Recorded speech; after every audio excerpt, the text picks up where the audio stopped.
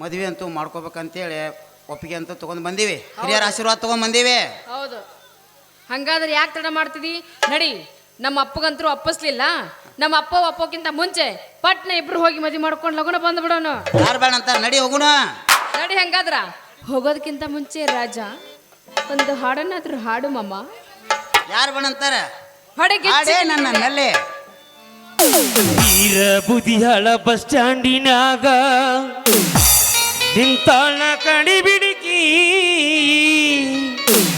College ಮುಗಿಸಿ ಗಡಬಡ ಮಾಡಿ ಬರತಾಳ ನನ್ನ ಹುಡುಕಿ, ಬರತಾಳ ನನ್ನ ಹುಡುಕಿ.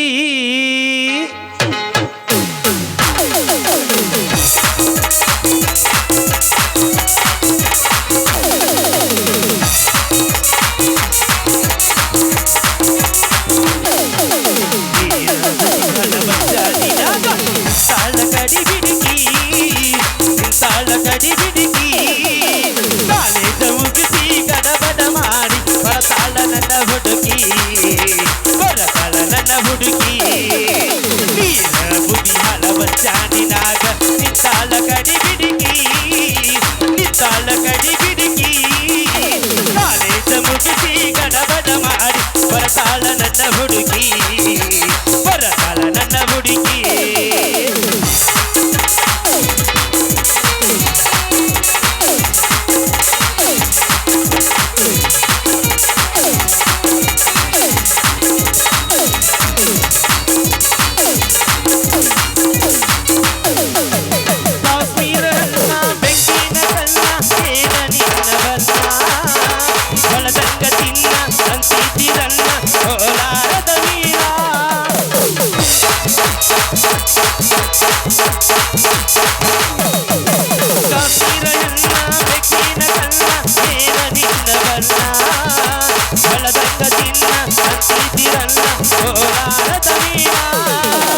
ಮುಕ್ತಿನೊಳಗ ಮೆತ್ತಗ ಮಾಡಿ ಕರೆ ಹೇಳ ನೀನ ಬರತಿ ಎಲ್ಲೋ ಬೆಲ್ಲ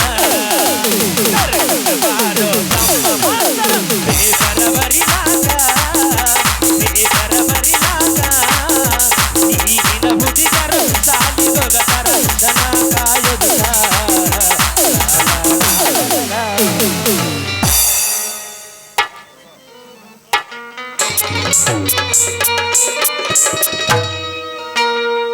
ರಮೇಶ, ಏ ರಮೇಶ,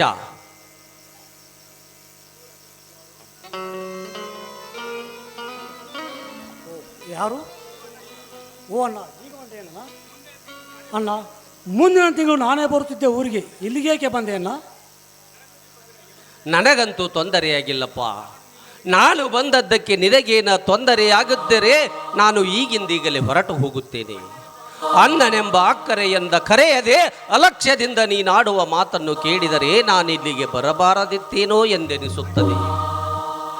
ಹಾಗೇನಿಲ್ಲಣ್ಣ, ಸುಮ್ಮನೆ ಮಾತಿನಲ್ಲಿ ವ್ಯತ್ಯಾಸ ಹುಡುಕಿದರೆ ಅದಕ್ಕೆ ನಾನೇನು ಮಾಡಲಿ? ಯೋ, ಬಿಸಿಲಿನಲ್ಲಿ ದಣಿದು ಬಂದಿರವೇನು ಅಣ್ಣ? ಹಸಿವಾಗಿರಬಹುದು, ದುಡ್ಡು ಕೊಡುತ್ತೇನೆ, ಊಟ ಮಾಡಿಕೊಂಡು ಬಾ, ಆಮೇಲೆ ಮಾತಾಡೋದಾಯಿತು. ನನಗೆ ಸ್ವಲ್ಪ ಅರ್ಜೆಂಟ್ ಕೆಲಸ ಇದೆಯಣ್ಣ. ನಿನ್ನ ಮಾತಿಗೆ ಹಸಿದ ಹೊಟ್ಟೆಯಿಂದ ಮತ್ತಷ್ಟು ಸಂಕಟವಾಗುತ್ತಿದೆಯಲ್ಲೋ. ನೋವಿನ ಮನಸ್ಸಿಗೆ ಮತ್ತಷ್ಟು ಬರೆ ಎಳೆದು ಗಾಯಗೊಳಿಸಿದೆಯಲ್ಲೋ ನೀನು.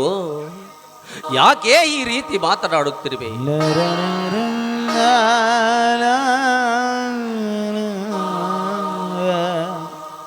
ಇಲ್ಲಿಯವರೆಗೆ ನಿನ್ನ ಪ್ರೀತಿ ವಾತ್ಸಲ್ಯ ಎಲ್ಲಿ ಹೋಯಿತಪ್ಪ, ಎಲ್ಲಿ ಹೋಯಿತು?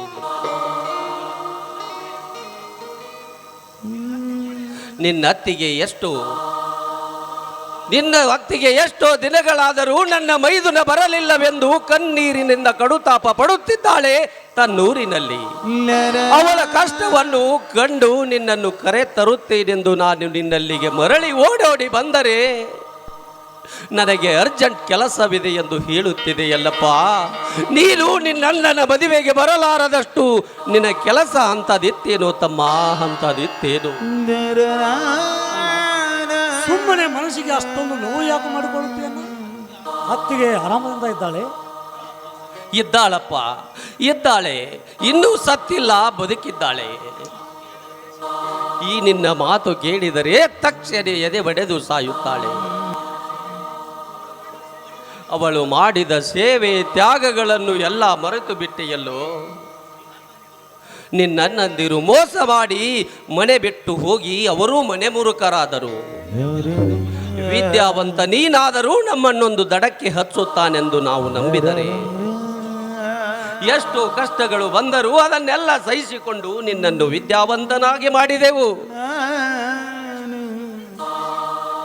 ರಮೇಶ, ನಿನಗೊಂದು ನೌಕರಿ ಸಿಕ್ಕ ವಿಷಯವನ್ನು ನಮಗೆ ಹೇಳದಂತೆ ನಿನ್ನಷ್ಟಕ್ಕೆ ನೀನಿರುವೆಯಲ್ಲಪ್ಪ. ಅಂದರೆ ನೀನು ನಮ್ಮನ್ನು ಮರೆತು ಬಿಟ್ಟೆಯಾ? ನೊಂದ ಬೆಂದ ಜೀವಕ್ಕೆ ಎಂಥ ಕಠಿಣವಾದ ಪರೀಕ್ಷೆಯನ್ನು ಮಾಡುತ್ತಿರುವಿರಲ್ಲೋ. ನಿನಗೆ ನೌಕರಿ ಸಿಕ್ಕ ಸಿಹಿ ಸುದ್ದಿಯನ್ನು ನಿನ್ನ ಅತ್ತಿಗೆ ಕೇಳುತ್ತಿದ್ದಳೆ. ತನ್ನೂರಿನಲ್ಲಿ ಎಷ್ಟೊಂದು ಹಿರಿ ಹಿಗ್ಗುತ್ತಿದ್ದಳು. ನನ್ನ ನೌಕರಿ ವಿಚಾರ ನಿಮಗೆ ಹೇಳಬೇಕೆಂದರೆ ಯಾವುದೇ ಕೆಲಸದ ಗಡಿಬಿಡಿಯಲ್ಲಿ ಹೇಳುವುದಾಗಲಿಲ್ಲ. ಅಷ್ಟಕ್ಕೆ ತಪ್ಪು ತಿಳಿದುಕೊಳ್ಬೇಡಣ್ಣ. ಅಣ್ಣ ತಮ್ಮಂದಿರು ಹೊಂದಿಕೊಂಡು ಬಾಳದಿದ್ದರೆ ಅದಕ್ಕೆ ನಾನೇನು ಮಾಡಲಿ? ಹೆಂಡತಿಯ ಮಾತನ್ನು ಕೇಳದಿದ್ದರೆ ಅಣ್ಣನ ಸಂಸಾರ ಹಾಳಾಗುತ್ತಿತ್ತೋ ಏನು? ಅಣ್ಣ ತಮ್ಮಂದರು ಎಷ್ಟು ದಿವಸ ಕೂಡಿದ್ದರೂ ಒಂದಲ್ಲ ಒಂದು ದಿನ ಬೇರೆ ಆಗಲೇಬೇಕಲ್ಲ. ಎಷ್ಟೊಂದು ಸಹಜವಾಗಿ ಹೇಳುತ್ತಿರುವೆಯಲ್ಲಪ್ಪ. ಎಷ್ಟಾದರೂ ನೀನು ಅವರ ಹಾದಿ ಹಿಡಿದವನಲ್ಲವೇ? ಈ ಬುದ್ಧಿ ಮೊದಲೇ ನಮಗೆ ತಿಳಿಗಿದರೆ ಊರಿನಲ್ಲಿ ತಿರುಕರಿಗಿಂತ ತಿರುಕರಾಗಿ ತಿರುಗಾಡುತ್ತಿದ್ದಿರಿ ನೀವು.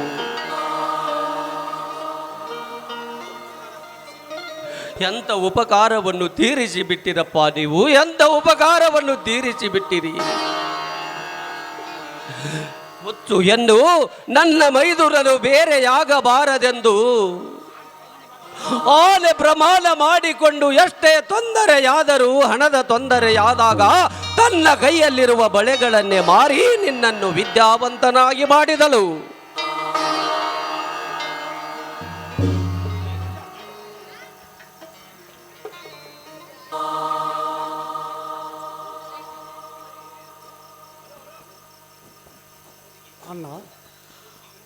ಅಣ್ಣ ಮತ್ತು ಅತ್ತಿಗೆ ಈ ಮನೆ ಹಿರಿಯರು. ನಮ್ಮನ್ನು ಬೆಳೆಸಿ ದೊಡ್ಡವರನ್ನಾಗಿ ಮಾಡಿ ಮಾಡುವ ಕರ್ತವ್ಯ ನಿಮ್ಮದಾಗಿತ್ತು. ಆ ಕರ್ತವ್ಯವನ್ನು ನೀವು ಮಾಡಿದ್ದೀರಿ. ಅದಕ್ಕಾಗಿ ಪದೇ ಪದೇ ನೀವು ಕರ್ತವ್ಯವನ್ನು ಮಾಡಿರಿ ಎಂದು ಹೇಳಿದರೆ ನೀವು ದೊಡ್ಡವರಾಗುವುದಿಲ್ಲ. ಮುಂದಿನ ತಿಂಗಳು ನನಗೆ ಪಗಾರ ಆದ ತಕ್ಷಣ ನಿಮಗೆ ಕೊಟ್ಟು ಕಳಿಸುತ್ತೇನೆ. ಅತ್ತಿಗೆ ನೀವು ಆರಾಮದಿಂದ ಇದ್ದು ಬಿಡಿ. ಯಾರು ಕೂಡಿರೇನು ಬಿಟ್ಟರೇನು, ನನಗಂತೂ ಈಗ ಊರಿಗೆ ಬರುವರಾಗುವುದಿಲ್ಲ. ಅತ್ತಿಗೆಗೆ ನನ್ನ ನಮಸ್ಕಾರಗಳು. ನೋಡು, ಹೆಚ್ಚಿಗೆ ಸಾಲವಾದರೆ ಆಸ್ತಿಯನ್ನು ಮಾರಿ ಸಾಲ ತೀರಿಸು. ಪದೇ ಪದೇ ಮನೆಯ ಕಷ್ಟಗಳು ನನ್ನ ಮುಂದೆ ಹೇಳಿದರೆ ಅದಕ್ಕೆ ನಾನೇನು ಮಾಡಲಿ? ದಡ್ಡನಾದ ನನಗೆ ಎಂಥ ಬುದ್ಧಿವಾದವನ್ನು ಹೇಳಿದೆ ರಮೇಶ. ಈ ಜಗತ್ತಿನಿಂದಲೇ ನಿಮ್ಮಂಥ ಮೋಸಗಾರರ ಮೂರ್ಖರಿರುವುದರಿಂದಲೇ ಈ ಜಗತ್ತಿನಲ್ಲಿ ಸರಿಯಾಗಿ ಮಳೆ ಬೆಳೆ ಆಗುತ್ತಿಲ್ಲವಪ್ಪ. ಅದನ್ನು ನಾವು ಮಾಡಿದ್ದು ನಮ್ಮ ಸ್ವಾರ್ಥಕ್ಕಾಗಿ ಅಲ್ಲ.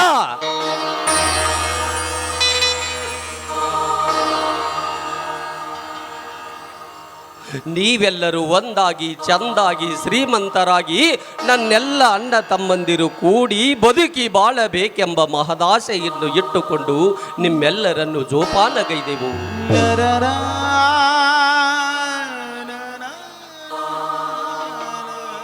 ನನಗೆ ಬೇಕಾಗಿದ್ದು ನಮ್ಮಿಬ್ಬರ ಗಂಡ ಹೆಂಡರಿಗೆ ಬೇಕಾಗಿದ್ದು ನೀವೇ ಹೊರತು ನಿಮ್ಮಲ್ಲಿರ್ತಕ್ಕಂಥ ಹಣ ಅಲ್ಲಪ್ಪ, ಹಣ ಅಲ್ಲ.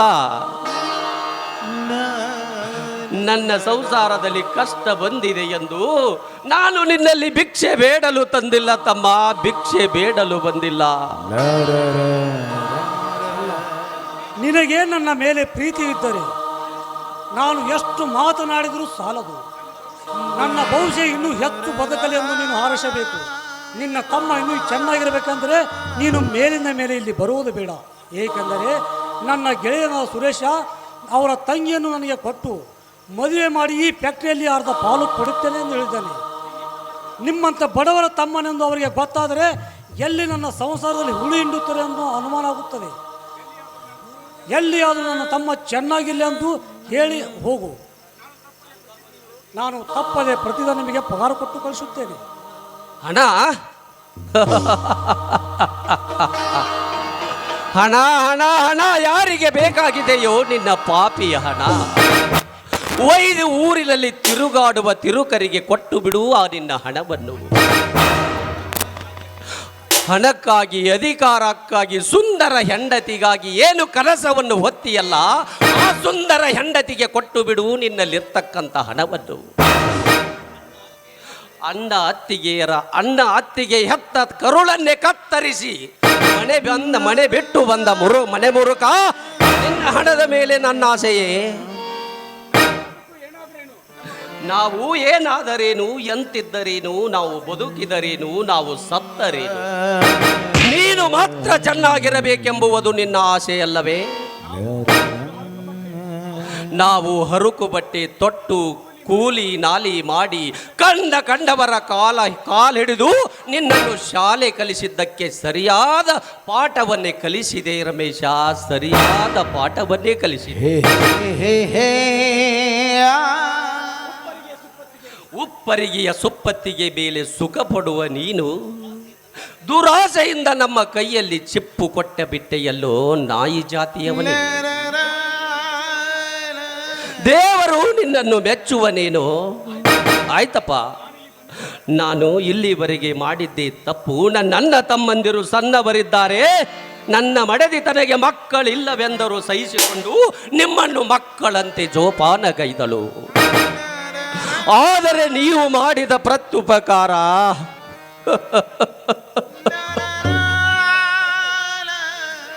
ನಾನು ಇಲ್ಲಿಗೆ ಬಂದದ್ದೇ ತಪ್ಪಾಯಿತು, ಬರಬಾರದಿತ್ತು.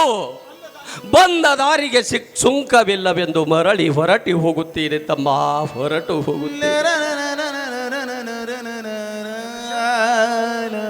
ರಮೇಶ ನನ್ನ ಸ್ನೇಹಿತ ಬಂದಂತೆ ಕಾಣುತ್ತದೆ. ನೀನು ಒಳಗಡೆ ನಡೆ, ಅವ ಹೋದ ನಂತರ ಮತ್ತೆ ಬರುವಂತೆ.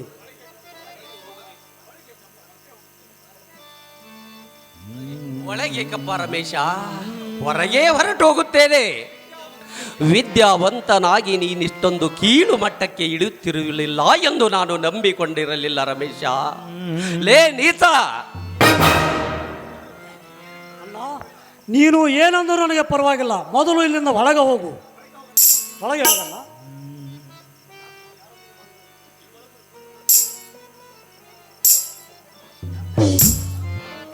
ಯಾಕೋ ಯಾರೊಂದಿಗೆ ಮಾತನಾಡುವುದನ್ನು ಕೇಳಿಸಿಕೊಂಡೆ, ಆದರೆ ನೀನು ಒಬ್ಬನೇ ನಿಂತಿರುವಲ್ಲ. ಕಾರ್ಯಕ್ರಮಕ್ಕೆ ತಡವಾಯಿತೆಂದು ತಂಗಿ ಅವಸರ ಮಾಡುತ್ತಿದ್ದಾಳೆ, ಆದರೆ ನೀನು ಇನ್ನೂ ಸಿದ್ಧತೆ ಇಲ್ಲದೆ ಹಾಗೆ ನಿಂತಿರುವೆಯಲ್ಲ. ಊರಿಂದ ನಿಮ್ಮ ಅಣ್ಣನಾದರೂ ಬಂದಿರುವರೆ?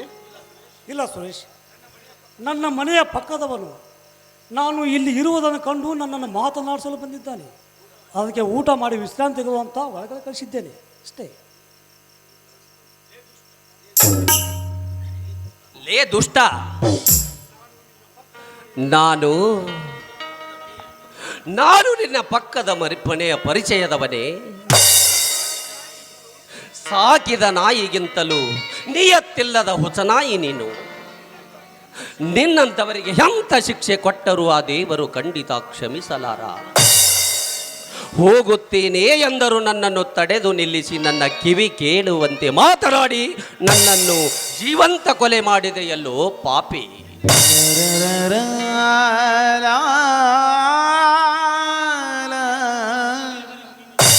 ಇಲ್ಲಿಯವರೆಗೂ ನೀನೆಷ್ಟೇ ಮಾತನಾಡಿದರೂ ನನ್ನ ತಮ್ಮ ಸಣ್ಣವನೆಂದು ಸಹಿಸಿಕೊಂಡಿದ್ದೆ. ಆದರೆ ನನ್ನನ್ನು ಅಧೋಗತಿಗೆ ತಂದು ಬಿಟ್ಟೆಯಲ್ಲೋ ಪಾಪಿ, ಅಧೋಗತಿಗೆ ತಂದು ಬಿಟ್ಟೆ. ಅಂದರೆ ನೀವು ಪಕ್ಕದ ಮನೆಯವರಲ್ಲವೇ? ಹೀಗೇಕೆ ನೊಂದುಕೊಂಡು ಕಣ್ಣೀರು ಸುರಿಸುರಿ? ಇಲ್ಲಿ ನೀವಾದರೂ ಇಲ್ಲಿ ನಡೆದದ್ದು ಏನೆಂಬುದನ್ನು ಮುಚ್ಚುಮರೆ ಇಲ್ಲದೆ ನನ್ನ ಹತ್ತಿರ ಹೇಳಲೇಬೇಕು. ಬೇಡ ಸಾಹುಕಾರರೇ, ನನ್ನ ಕೈಯಾರೆ ವಿಷ ಕೊಡಿಸಿ ತನ್ನ ಕೈಯಾರೆ ವಿಷ ಕೊಡಿಸಿ ಹೇಸದವನ ಮುಖವನ್ನು ನಾನು ನೋಡಲು ಹೇಸಿಕೆಯಾಗುತ್ತದೆ. ತಪ್ಪು ನನ್ನದೇ, ನಾನು ಇಲ್ಲಿಗೆ ಬರಬಾರದಿತ್ತು. ಬಂದ ಮೇಲೆ ಇವನ ಮಾತು ಕೇಳಿ ಸುಮ್ಮನೆ ಹೊರಟು ಹೋಗಬೇಕಾಗಿತ್ತು. ನೀವು ನನಗೇನು ಸಂಬಂಧಿಕರಲ್ಲದಿದ್ದರೂ ಕರುಣೆಯಿಂದ ತಡೆದು ನಿಲ್ಲಿಸಿ ಮಾತನಾಡಿದರಲ್ಲ, ನಿಮಗೊಂದು ದೊಡ್ಡ ನಮಸ್ಕಾರ ಸಾಹುಕಾರರೇ, ದೊಡ್ಡ ನಮಸ್ಕಾರ. ನಾನಿನ್ನು ಬರುತ್ತೇನೆ ಸಾಹುಕಾರರೇ, ನಾನಿನ್ನು ಸತ್ಯವನ್ನು ಹೇಳದೆ ಹೋದರೆ ನಿಮಗೆ ದೇವರ ಆನೆ ಆದಿದು. ಸಾಹುಕಾರರೇ, ನಿಮ್ಮ ಎದುರಿಗೆ ನಿಂತ ಈ ವಿದ್ಯಾವಂತ ನನ್ನ ಮನೆಯಲ್ಲಿರುವ ತನಕ ನನ್ನ ಪ್ರೀತಿಯ ತಮ್ಮನಾಗಿದ್ದ. ಈ ಏನು ನಿಮ್ಮೂರಿಗೆ ಬಂದ ಮೇಲೆ ನಾನಿವನಿಗೆ ಪಕ್ಕದ ಮನೆಯ ಪರಿಚಯದವನಾದೆ. ನನ್ನ ತಮ್ಮ ದೊಡ್ಡ ವಿದ್ಯಾವಂತ, ನೌಕರಿಯವಂತ, ದೊಡ್ಡ ಪದವೀಧರನೆಂದು ಊರಿನಲ್ಲಿ ಹೆಮ್ಮೆಯಿಂದ ಹೇಳುತ್ತಾ ತಿರುಗಾಡುತ್ತಿದ್ದೆ. ಆದರೆ ಇವನ ಸ್ವಾರ್ಥ ಬುದ್ಧಿ ನನಗರ್ಥವಾಗಲಿಲ್ಲ ಸಾಹುಕಾರರೇ, ನನಗರ್ಥವಾಗಲಿಲ್ಲ. ಏನು, ನೀನು ಇವರಿಗೆ ಅಣ್ಣನಾಗಬೇಕೆ? ಇಲ್ಲಿವರೆಗೂ ಇವನನ್ನು ಓದಿಸಿ ಇವನಿಗೆ ಒಂದು ದಾರಿ ತೋರಿಸಿದ ಸಾಹಸಿ ನೀವೇ? ಹೌದಪ್ಪ, ಹೌದು. ಇಷ್ಟೊಂದು ಸಾಹಸ ಮಾಡಿದ್ದೇ ನಾನೇ. ಅಣ್ಣ ತಮ್ಮಂದಿರು ಬೆವರು ಸುರಿಸಿ ದುಡಿದು ದುಡಿದು ಹಣ್ಣಾಗಿ ಇವನನ್ನೆಲ್ಲರೂ ಕೂಡಿ ಓದಿಸಿದರು. ಇವನತ್ತಿಗೆ ನನ್ನ ಮೈದುನ ಜಾಣನಿರುವನೆಂದು ಹಣದ ತೊಂದರೆಯಾದಾಗ ತನ್ನ ಕೈಯಲ್ಲಿರುವ ಬಂಗಾರದ ಬಳೆಗಳನ್ನೇ ಮಾರಿ ಇವನಿಗೆ ಶಿಕ್ಷಣ ನೀಡಿದಳು. ಇವನೊಬ್ಬ ದೊಡ್ಡ ಅಧಿಕಾರಿಯಾಗಿ ನಮ್ಮ ಮನೆತನದ ಗೌರವ ತರುತ್ತಾನೆಂದು ನಾವಿಬ್ಬರು ಗಂಡ ಹೆಂಡತಿಯರು ಕನಸು ಹೊತ್ತುಕೊಂಡು ಊರಿನಲ್ಲಿ ಪರದೇಶಿಯಾಗಿ ತಿರುಗುತ್ತಿದ್ದೇವೆ. ಅಣ್ಣ ಎಂದು ಅಕ್ಕರೆಯಿಂದ ಕರೆಯದೆ ಅಲಕ್ಷ್ಯದಿಂದ ನನ್ನ ಮನೆ ಬಿಟ್ಟು ಹೋಗು ಎಂದು ಹೇಳುತ್ತಿದ್ದಾನಲ್ಲ. ತಮ್ಮೆದುರು ನನ್ನನ್ನು ಪಕ್ಕದ ಮನೆಯ ಪರಿಚಯದವನೆಂದು ಹೇಳಿದನ ಸಾಹುಕಾರರೇ, ಹೇಳಿದನು. ಈ ಮಾತನ್ನೇನು ಹೋಗಿ ನನ್ನ ಹೆಂಡತಿಗೆ ನಾನೇನಾದರೂ ತಿಳಿಸಿದರೆ ನಿಂತಲ್ಲೇ ಎದೆ ಒಡೆದು ಸಾಯುತ್ತಾಳೆ ಸಾಹುಕಾರರೇ. ನನ್ನ ಮಡದಿ ನಿಂತಲ್ಲೇ ಎದೆ ಒಡೆದು ಸಾಯುತ್ತಾಳೆ. ಸಮಾಧಾನ ಮಾಡಿಕೊಳ್ಳಿ, ನಿಮ್ಮ ಮನಸ್ಸಿನ ನೋವು ನನಗೆ ಅರ್ಥವಾಗಿದೆ. ರಮೇಶ ಸಾಕಷ್ಟು ಸಂಸಾರದಲ್ಲಿ ಕಷ್ಟ ಅನುಭವಿಸಿ ತಮ್ಮಂದಿರು ಬೇರೆಯಾದರೊಂದು ನೋವನ್ನು ಅನುಭವಿಸುತ್ತಾ ಆ ಸಂಕಟವನ್ನು ನಿನ್ನ ಬಳಿ ಹೇಳಬೇಕೆಂದು ಬಂದರೆ ನಿನ್ನಿಂದಲಾದರೂ ಅವನಿಗೆ ನೋವನ್ನು ಮರೆಯಬೇಕೆಂದು ಹಂಬಲ ಹೊತ್ತು ಬಳಿಗೆ ಬಂದರೆ ಹೀಗೇಕೆ ಮಾಡುವೆ? ಅಣ್ಣನಿಗೆ ಆದರ ತೋರಿ ಅಣ್ಣ ಎಂದು ಕರೆಯದ ನೀನು ಮನುಷ್ಯನೇನು? ಏಕೋ ಹೀಗೆ ದಾರಿ ತೆಪ್ಪಿದೆ? ನಿನ್ನ ಮೇಲೆ ನಾನು ಎಷ್ಟೊಂದು ನಂಬಿಕೆ ಇಟ್ಟಿದ್ದೆ. ಹೇಳೋ, ಏಕೆ ಸುಮ್ಮನೆ ನಿಂತೆ? ಅವನೇನು ಹೇಳುತ್ತಾನೆ ಸಾಹುಕಾರರೇ? ಬಡವನ ತಮ್ಮನೆಂದು ನಿಮಗೆ ತಿಳಿದರೆ ತನ್ನ ಪ್ರೀತಿಗೆ ಧಕ್ಕೆಯಾಗಿ ನೀವು ನಿಮ್ಮ ತಂಗಿಯನ್ನು ಕೊಡುವುದಿಲ್ಲ ಎಂದು ಹೆದರಿದ್ದಾನೆ ಈ ಪಾಪಿ. ನೌಕರಿ ಸಿಕ್ಕ ಸುಯಿಯನ್ನೇ ನಮ್ಮ ಮುಂದೆ ಇನ್ನೂವರೆಗೆ ಹೇಳಿಲ್ಲ ಅಂದ ಮೇಲೆ ಸಂಬಂಧವಿಲ್ಲದೆ ಮತ್ತೊಂದೂರಿನಲ್ಲಿ ಬದುಕುತ್ತಿದ್ದಾನೆಯಪ್ಪ. ಇವನು ಮತ್ತೊಂದೂರಿನಲ್ಲಿ ಬದುಕುತ್ತಿದ್ದಾನೆ. ಸಾಹುಕಾರರೇ, ಅವನು ಎಲ್ಲಿಯಾದರೂ ಇರಲಿ, ಹೇಗಾದರೂ ಇರಲಿ, ಒಟ್ಟಿನ ಮೇಲೆ ಇವನು ಸುಖವಾಗಿರಲಿ. ಸಾಹುಕಾರರೇ, ಇಂದಿಗೆ ನನ್ನೆಲ್ಲ ಅಣ್ಣ ತಮ್ಮಂದಿರು ನನ್ನ ಪಾಲಿಗೆ ಸತ್ತು ಹೋದರು. ಸಾಹುಕಾರರೇ, ಸತ್ತು ಹೋದರು. ಸಾಹುಕಾರರೇ, ನನ್ನ ಕರ್ತವ್ಯ ಇಲ್ಲಿಯ ತನಕ ಇತ್ತು. ಇನ್ನು ಮುಂದೆ ನನ್ನ ಕರ್ತವ್ಯವೆಲ್ಲ ಮುಗಿದು ನಾಶವಾಗಿ ಹೋಯಿತು. ಸಾಹುಕಾರರೇ, ನಾನು ಬರುತ್ತೇನೆ. ಸಾಹುಕಾರರೇ, ಹೋಗಬೇಡಿ, ನಿಲ್ಲಿ. ರಮೇಶ, ಎಂತ ತಪ್ಪು ಮಾಡಿದೆಯೋ ಮೂರ್ಖ? ಹಳ್ಳಿಯಲ್ಲಿ ಮಳೆ ಬಾರದೆ, ಬೆಳೆ ಬೆಳೆಯದೆ, ಊಟ ಮಾಡದೆ ಉಪವಾಸ ಇದ್ದು ಅಣ್ಣ ಅಪ್ಪ ಅಮ್ಮ ಕೂಲಿ ಮಾಡಿ ಸಾಲ ಮಾಡಿ ಓದಿಸಿದ ನಿನ್ನನ್ನು ಅಣ್ಣ ಅತ್ತೆಗೆ ನೌಕರಿ ಸಿಕ್ಕ ಕೊಡಲು ಹೆತ್ತವರನ್ನು ಮರೆತು ಸೊಕ್ಕಿನಿಂದ ಬದುಕುವೆ.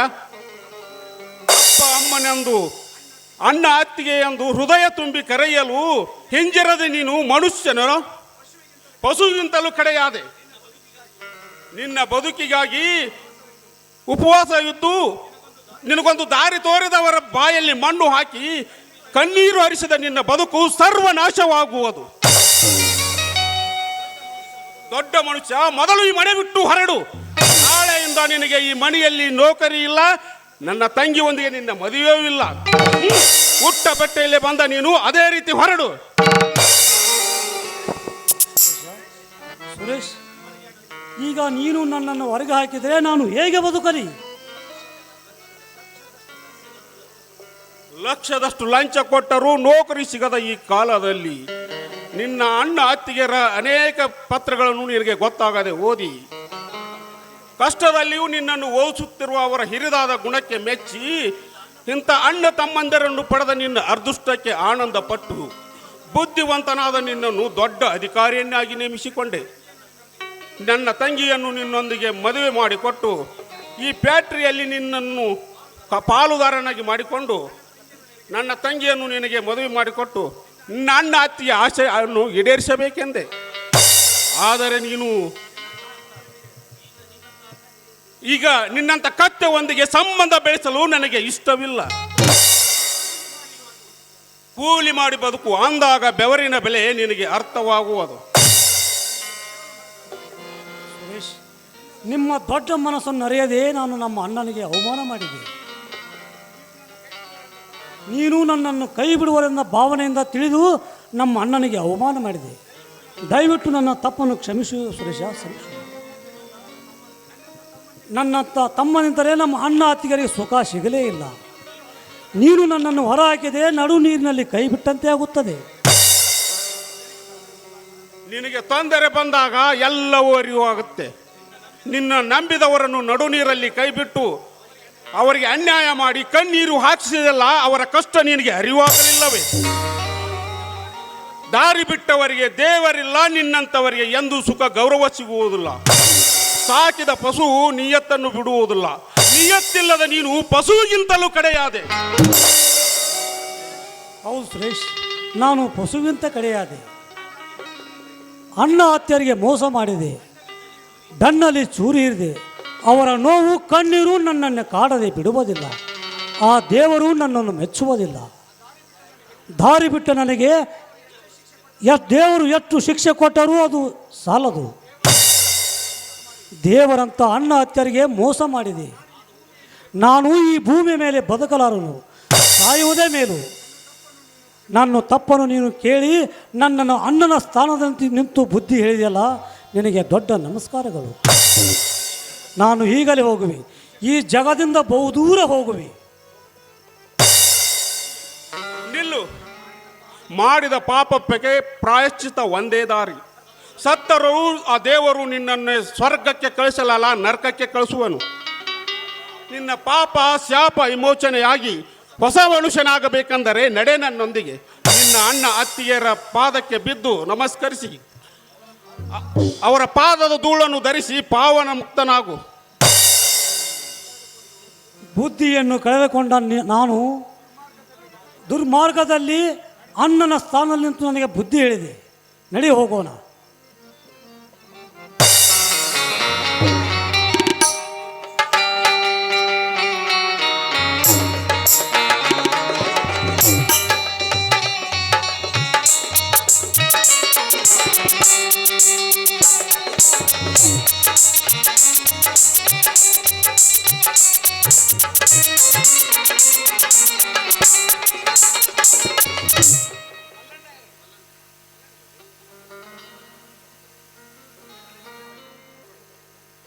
ಎಲೆ ವಿಧಿಯೇ, ನಾನೇನು ತಪ್ಪು ಮಾಡಿದ್ದೇನೆಂದು ನನ್ನ ಹಣೆಯ ಬರದಲ್ಲಿ ದುರಂತದ ಬದುಕನ್ನು ಬರೆದು ಈ ಧರೆಗೆ ಕಳಿಸಿದೆ. ಹೆಂಡತಿಯನ್ನು ನಂಬದೆ ಯಾರನ್ನು ನಂಬಬೇಕು? ಹೆಂಡತಿಯೇ ದ್ರೋಹ ಮಾಡಿದ ಮೇಲೆ ಗಂಡನಿಗೆಲ್ಲಿದೆ ಗೌರವದ ಬದುಕು? ಅತ್ತಿಗೆಗೆ ಕೊಟ್ಟ ಮಾತನ್ನು ಮುರಿದು ದೇವರ ಮೇಲಿನ ಪ್ರಮಾಣವನ್ನು ಅಳೆದು ಮನೆ ಬಿಟ್ಟು ಬಂದ ಪಾಪಿಗೆ ನನಗೆ ತಕ್ಕ ಪ್ರಾಯಶ್ಚಿತ್ತವಾಗಲೇಬೇಕು.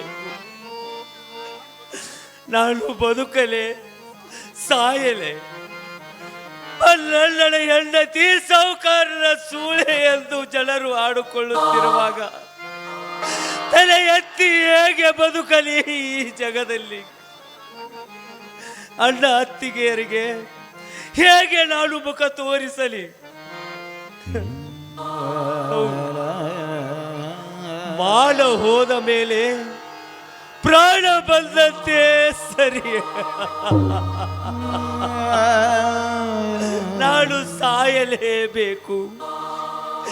ಈ ವಿಷವನ್ನು ಕುಡಿದು ನಾನು ಸಾಯಲೇಬೇಕು.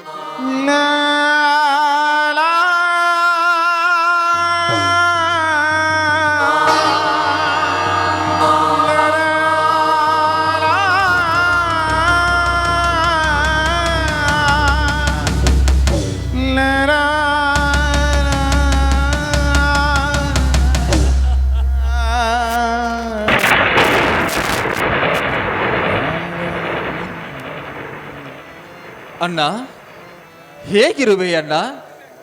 ಮುಖ ಬೇಕೋ ದುಃಖದಲ್ಲಿ ಇರುವಂತೆ ಕಾಣುತ್ತದೆಯಲ್ಲ ಅಣ್ಣ. ಏನಾಯಿತು ಹೇಳಣ್ಣ. ತಮ್ಮ, ಅತ್ತಿಗೆಯ ಮಾತನ್ನು ಮೀರಿ ಅಪವಾದದ ಹೊರೆಯನ್ನು ನಿನ್ನ ತಲೆಯ ಮೇಲೆ ಹೊರಿಸಿ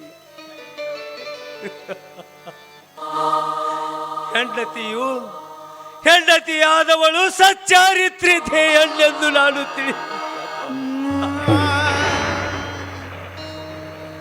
ಆ ಗೌಡನ ಮಾತಿಗೆ ಬರಲಾಗಿ ನಾ ಕಟ್ಟಿದ ತಾಳೆಯನ್ನೇ ಹರಿದುಕೊಟ್ಟು ಮನೆಯಿಂದ ಹೊರ ಹಾಕಿದಳಪ್ಪ.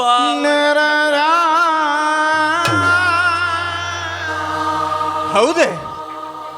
ಹೆಂಡತಿಯಾದವಳು ಬೇರೊಬ್ಬನೊಂದಿಗೆ ಚಕ್ಕಂದವಾಡುವುದನ್ನು ಕಣ್ಣಾರೆ ಕಂಡ ನೀನು ಅವರಿಬ್ಬರನ್ನು ಅಲ್ಲೇ ಕತ್ತರಿಸಿ ಬಂದಿದ್ದರೆ ನೀನು ನಿಜವಾದ ಗಂಡೆಂದು ನಾನು ಅಭಿಮಾನ ಪಡುತ್ತಿದ್ದೆ. ಅವರಿಗೆ ಹೆದರಿ ಹೇಡೆಯಂತೆ ಬಂದಿರುವೆಯಲ್ಲ, ಆ ಹೆಣ್ಣಿನಿಂದ ನಿನಗಷ್ಟೇ ಅಲ್ಲ, ನಾವೆಲ್ಲರೂ ಸಾಯುವ ತನಕ ತಲೆ ತಗ್ಗಿಸಿ ನಡೆಯಬೇಕಾಗುತ್ತದೆ. ನಡೆ ನನ್ನ ಜೊತೆ, ಅವರಿಬ್ಬರನ್ನು ಈಗಲೇ ಕತ್ತರಿಸಿ ಹಾಕುವೆ. ನಾನು ನಿನಗೆ ಕೈ ಮುಗಿದು ಕೇಳಿಕೊಳ್ಳುತ್ತೇನೆ, ನನ್ನನ್ನು ಕ್ಷಮಿಸಿ ಬಿಡು. ನಾನು ನಿನ್ನ ಜೊತೆ ಬರುವ ಪರಿಸ್ಥಿತಿ ಇಲ್ಲಪ್ಪ. ಅವರವರ ಪಾಪಕ್ಕೆ ಅವರವರೇ ಹೊಣೆಗಾರರೆಂಬಂತೆ ನಾನು ವಿಷ ಕುಡಿದು ಆತ್ಮಹತ್ಯೆ ಮಾಡಿಕೊಳ್ಳುತ್ತೇನೆ.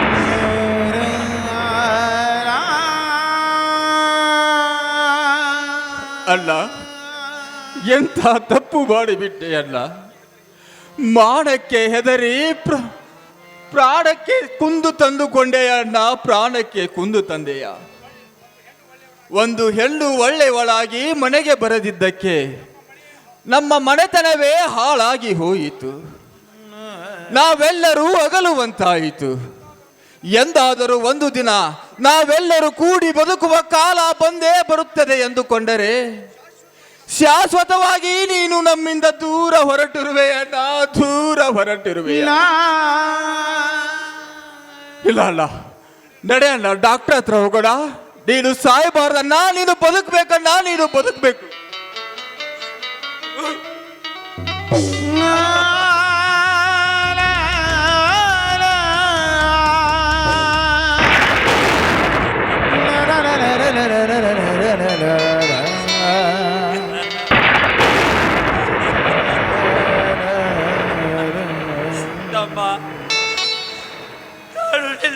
ಜೊತೆ ಬರುವ ಪರಿಸ್ಥಿತಿಯಲ್ಲಿಲ್ಲವಪ್ಪ. ಮನುಷ್ಯನಿಗೆ ಮಾನ ಮುಖ್ಯ. ಪಶುಗಳಂತೆ ಬದುಕಿದರೆ ಸಮಾಜದಲ್ಲಿ ಎಲ್ಲಿದೆಯಪ್ಪ? ಎಷ್ಟು ದಿನ ಬದುಕಿದರೂ ಗೌರವಂತರಾಗಿ ಬದುಕಬೇಕು. ತಮ್ಮ, ಕೊನೆಯದಾಗಿ ನನ್ನೊಂದು ಮಾತು ನಡೆಸಿಕೊಡುವೇನಪ್ಪ, ನಡೆಸಿಕೊಡುವೆಯಾ? ಹೇಳಲ್ಲ ತಮ್ಮ, ಕೊನೆಯದಾಗಿ ನಿನ್ನ ತೊಡೆಯ ಮೇಲೆ ನನ್ನ ತಲೆಯಲ್ಲಿಟ್ಟು ಪ್ರಾಣ ಬಿಡಬೇಕಲ್ಲ. ಕಣ್ಣ ಮುಚ್ಚೆ ಕಾಣೆಗೂಡೆ ಅಣ್ಣ ತಮ್ಮರನ್ನು ನಾನು ಬಂದ ಮುಗಿಯದ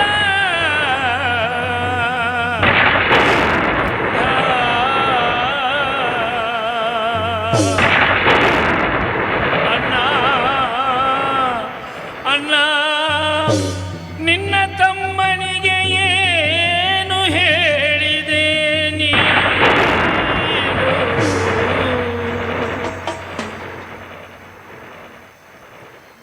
ಅಣ್ಣ, ಕೊನೆಗೂ ನಮ್ಮನ್ನು ಬಿಟ್ಟು ದೂರ ಹೋದೆಯ ಅಣ್ಣ. ಅಣ್ಣ ಅತ್ತಿಗೆಯರ ನಿನ್ನ ಸಾವಿನ ಸುದ್ದಿ ತಿಳಿದರೆ ಅವರ ಹೃದಯವೇ ಒಡೆದು ಹೋಗುತ್ತದೆ ಅಣ್ಣ, ಅವರ ಹೃದಯವೇ ಒಡೆದು ಹೋಗುತ್ತದೆ.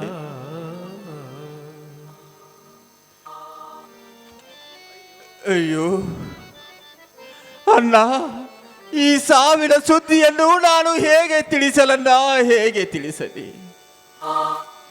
ಇಷ್ಟಕ್ಕೆಲ್ಲ ಕಾರಣನಾದ ಆ ದುಷ್ಟ ಸೌಕಾರನನ್ನು, ಅವನೊಂದಿಗಿರುವ ಆ ನೀಚ ಹೆಣ್ಣನ್ನು ಕತ್ತರಿಸಿ ನನ್ನ ಸೇಡು ತೀರಿಸಿಕೊಳ್ಳದೆ ಬಿಡಲಾರೆನು ಅಣ್ಣ.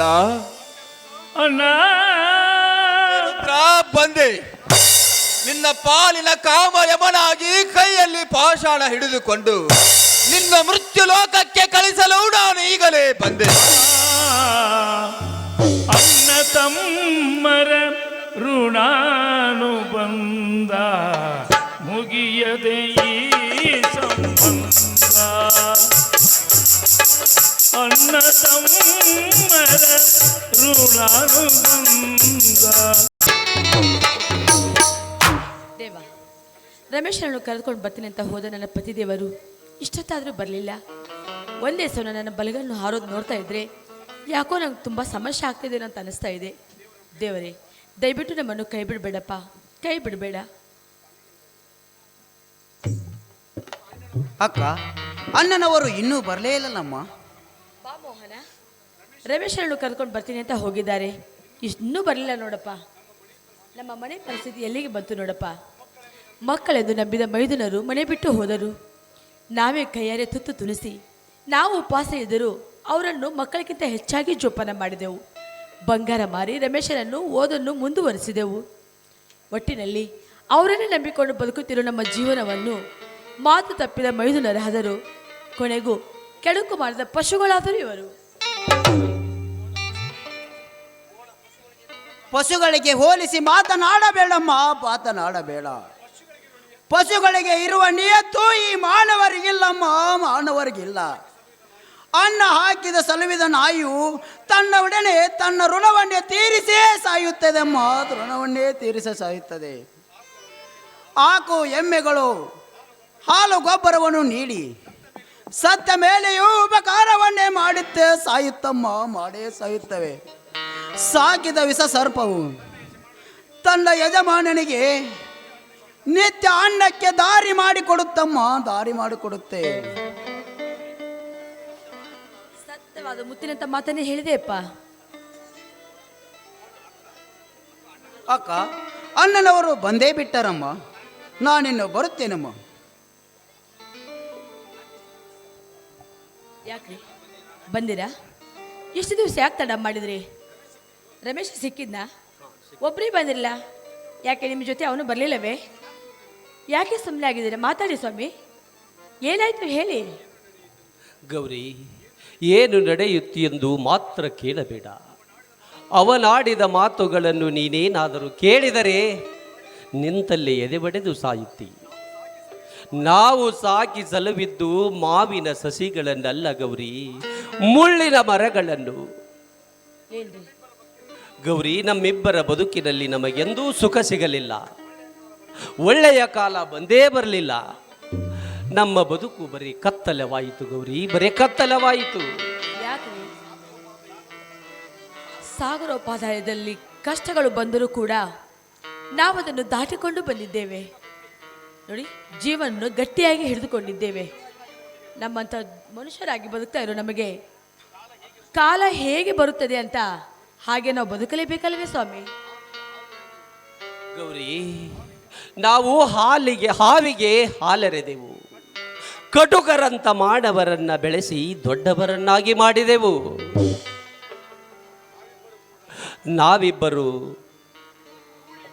ನಾವು ಇಬ್ಬರು ಕೂಡಿ ಬಿತ್ತಿ ಬೆಳೆಸಿದ್ದು ಮಾವಿನ ಸಸಿಗಳನ್ನಲ್ಲ ಗೌರಿ, ಜಾಲಿಯ ಮರಗಳನ್ನ. ಅಂದ ಮೇಲೆ ಅದರಿಂದ ಸಿಹಿಯಾದ ಫಲ ನಮಗೆ ಹೇಗೆ ಸಿಗುತ್ತದೆ ಗೌರಿ? ಅವನು ಅಂದಿದ್ದಾದ್ರೂ ಏನು? ದಯವಿಟ್ಟು ಹೇಳಿ ಸ್ವಾಮಿ, ನೀವೊಬ್ಬರೇ ಯಾಕೆ ಇಷ್ಟೊಂದು ನೋವನ್ನು ಪಡ್ತಾ ಇದ್ದೀರಾ? ಬೇಡ ಗೌರಿ, ಅವನು ನುಡಿದ ಮಾತಿಂದ, ಅವನು ನಡೆದುಕೊಂಡ ರೀತಿಯಿಂದ ನಾನು ಅಲ್ಲೇ ಸಾಯಬೇಕಾಗಿತ್ತು. ಸ್ವಾಮಿ, ಆದರೆ ನನ್ನ ಹೆಂಡತಿ ಪರದೇಶಿಯಾಗುತ್ತಾಳೆಂದೇ ಮರಳಿ ನಿನ್ನಲ್ಲಿಗೆ ಓಡಿ ಬಂದೆ.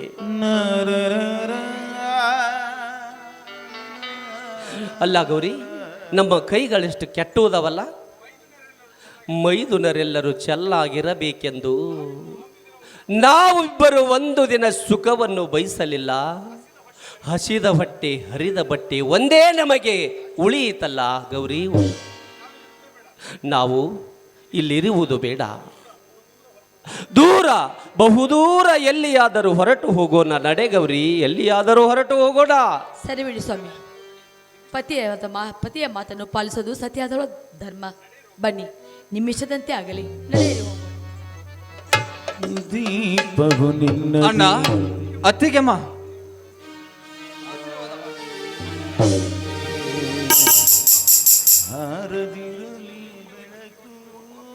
ಲೇ ಪಾಪಿ, ಇಲ್ಲಿಯವರೆಗೆ ಎಲ್ಲಿಗೆ ಹೋಗಿದ್ದೆಯೋ?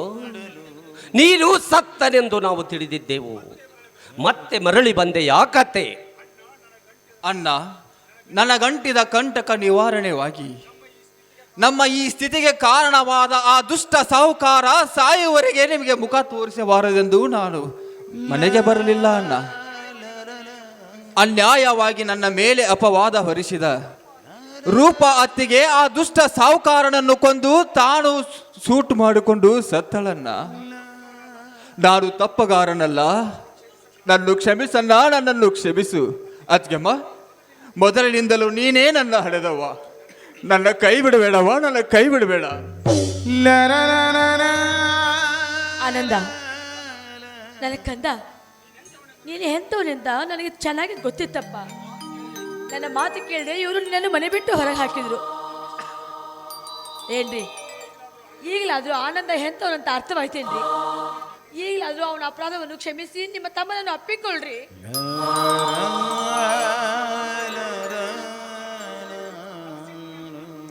ನಾನು ಸಿಟ್ಟಿನಲ್ಲಿ ಏನೇನೋ ಮಾತಾಡಿ ನನ್ನ ತಮ್ಮನನ್ನು ಅಪರಾಧಿ ಎಂದು ತಿಳಿದಿದ್ದೆ. ಆ ಸತ್ಯವನ್ನು ನೀನೀಗ ಹೇಳಿದಾಗಲೇ ನನಗೆ ಅರ್ಥವಾಯಿತು ಆನಂದ. ಆ ಪಾಪಿಗಳು ಸತ್ತು ಹೋದ ಸಂತೋಷಕ್ಕೆ ನೀನೊಬ್ಬನೇ ನಿನ್ನ ಅತ್ತಿಗೆ ತಕ್ಕ ಮೈದುನನಾದೆ. ಅಣ್ಣ, ರೂಪ ಅತ್ತಿಗೆಯ ಮೋಸಕ್ಕೆ ಒಳಗಾದ ಮಲ್ಲಣ್ಣ ಮಾಡಕ್ಕಂಜಿ ವಿಷ ಕುಡಿದು ನಮ್ಮನ್ನೆಲ್ಲರನ್ನು ಅಗಲಿದ ಅಣ್ಣ. ಪ್ರಾಣ ಬಿಡುವ ಮುನ್ನ ನಿಮ್ಮಿಬ್ಬರನ್ನು ಕೇಳಿ ನಾನು ಮಾಡಿದ ತಪ್ಪಿಗೆ ನನಗೆ ತಕ್ಕ ಪ್ರಾಯಶ್ಚಿತ್ತವಾಗಿದೆ ಎಂದು ನನ್ನ ತೊಡೆಯ ಮೇಲೆಯೇ ಪ್ರಾಣ ಬಿಟ್ಟನಲ್ಲ, ನನ್ನ ತೊಡೆಯ ಮೇಲೆ ಪ್ರಾಣ ಬಿಟ್ಟ.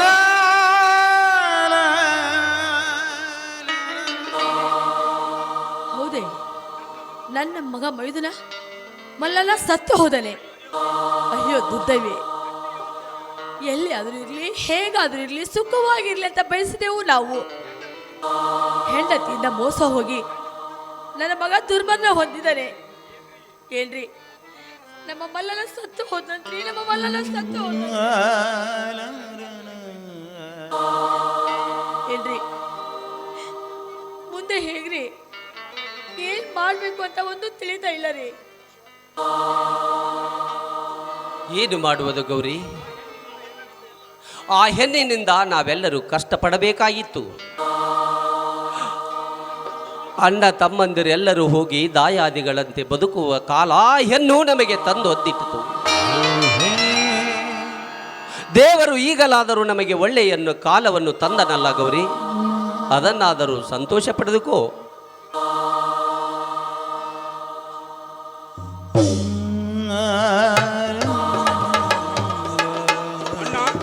ನಿಮಗಾಗಿ ನಾವು ಎಷ್ಟೊಂದು ಹುಡುಕಾಡಿದು ಕೊನೆಗೂ ಊರಿಗೆ ಹೋಗಿರಬೇಕೆಂದು ಇಲ್ಲಿಗೆ ಬಂದೆವು. ಬನ್ನಿ ಸುರೇಶ್ರವರೇ, ನಿಲ್ಲಲು ನನಗಲ್ಲ ಸ್ಥಾನವೇ ಇಲ್ಲದಂತಾಯಿತು. ನಾನು ಅಲ್ಲೇಕೆ ಉಳಿಯಲಿ?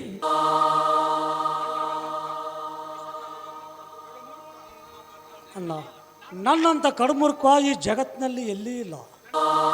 ನನ್ನ ತಪ್ಪನ್ನು ಕ್ಷಮಿಸಲ್ಲ. ಬಿಡು ನನ್ನ ಕಾಲು. ಈ ಮನೆ ಒಳಗೆ ಬರಲು ನಿನಗೆ ಯಾರು ಅಪ್ಪಣೆ ಕೊಟ್ಟರು?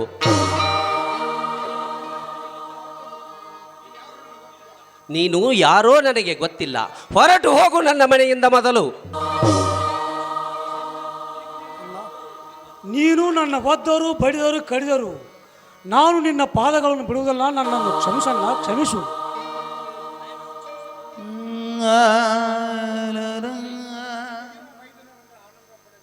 ನಮಗಿರುವ ಮೈದುನನೆಂದರೆ ಆನಂದ ಒಬ್ಬನೇ.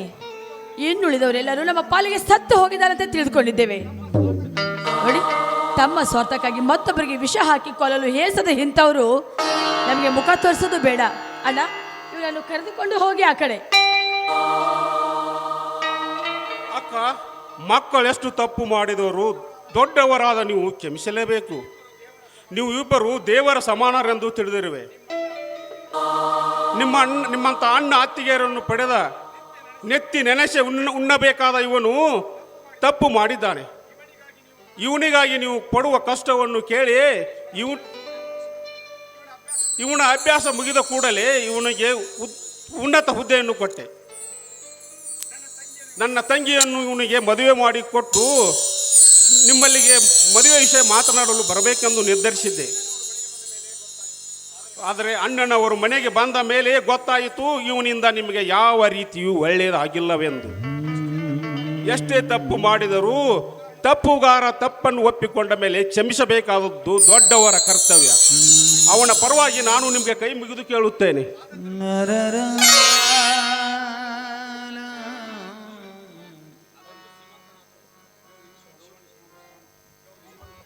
ಗೌರಿ, ಆಗರ್ಭ ಶ್ರೀಮಂತರಾದರು, ಸರಳ ಜೀವಿ ಇವರು.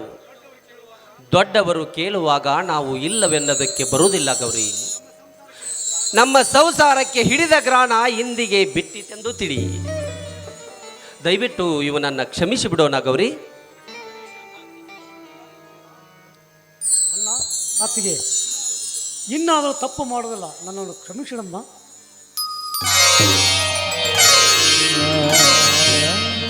ನೋಡಪ್ಪ, ಇನ್ನಾದರೂ ಬುದ್ಧಿವಂತನಾಗಿ ನಿನ್ನ ಬದುಕಿಗೆ ದಾರಿ ದೀಪವಾಗಿರೋ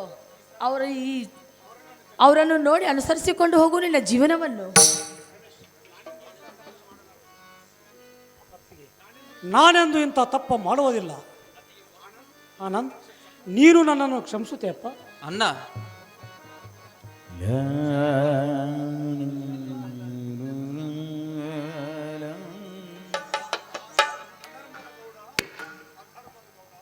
ಅಧರ್ಮದ ಗೌಡ ತನ್ನ ಪಾಪದ ಗತ್ತಿನಲ್ಲಿ ಮೆರೆದು ಸತ್ತು ಹೋದ.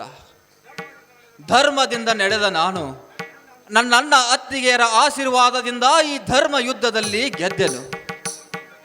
ಮುಂದೊಂದು ದಿನ ಅಧರ್ಮಿಗೆ ತಕ್ಕಂತೆ ತಕ್ಕ ಪಾಠ ಕಲಿಸಲು ರೈತ ನೀನೇ ಅನ್ನದಾತನೆಂದು ಸಾರಿ ಹೇಳಲು ಮತ್ತೆ ಹುಟ್ಟಿ ಬರಲಿ ಈ ನನ್ನಂತ ರೈತರು.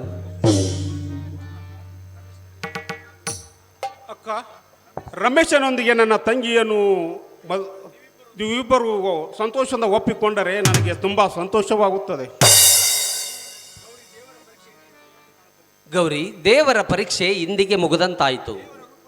ದೇವರ ರೂಪದಲ್ಲಿ ಸ್ವತಃ ಸುರೇಶ್ ಅವರೇ ಬಂದು ತಮ್ಮ ತಂಗಿಯನ್ನು ಧಾರೆ ಎರೆದು ಕೊಡುತ್ತಿದ್ದಾರೆ.